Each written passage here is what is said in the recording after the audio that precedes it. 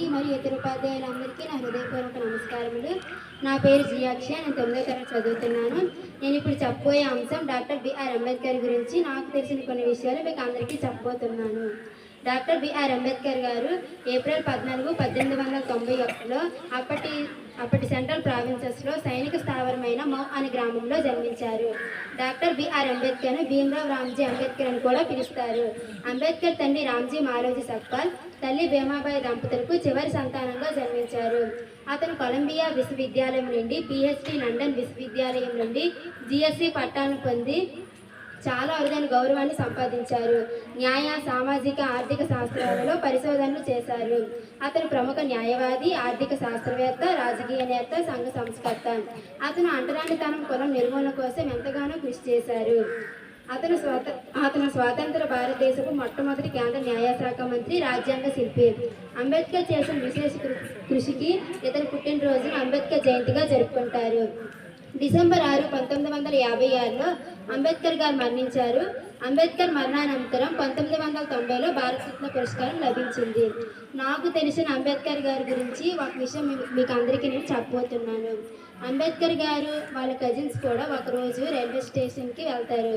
Railway station train కోసము అంబేద్కర్ వాళ్ళ తండ్రి ఆర్మీలో పనిచేస్తుండేవారు. ఒకరోజు అంబేద్కర్ వాళ్ళ కజిన్స్ కూడా రైల్వే స్టేషన్కి వెళ్ళినప్పుడు అక్కడ ట్రైన్ కోసం చాలాసేపు వెయిట్ చేస్తారు, కానీ ట్రైన్ రాదు.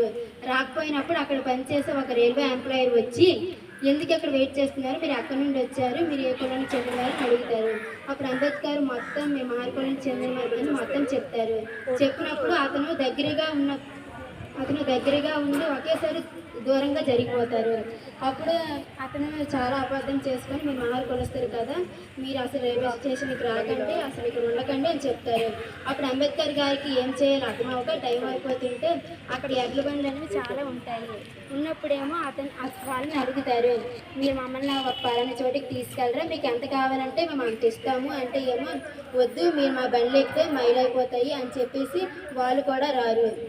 అప్పుడు అంబేద్కర్ గారు ఏం చేయాలో అర్థం అవ్వక అలాగే అక్కడ ఉండిపోతారు.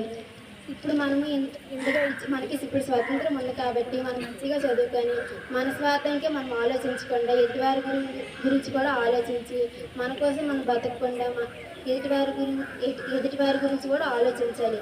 కాబట్టి మనం మంచిగా చదువుకొని మంచి జాబ్ తెచ్చుకొని మనం ఎప్పుడు కూడా మంచిగా ఉండాలి. నాకు ఈ అవకాశాన్ని ఇచ్చినందుకు ప్రిన్సిపల్ మేడం గారికి, ఇతర ఉపాధ్యాయులందరికీ నా హృదయపూర్వక ధన్యవాదాలు.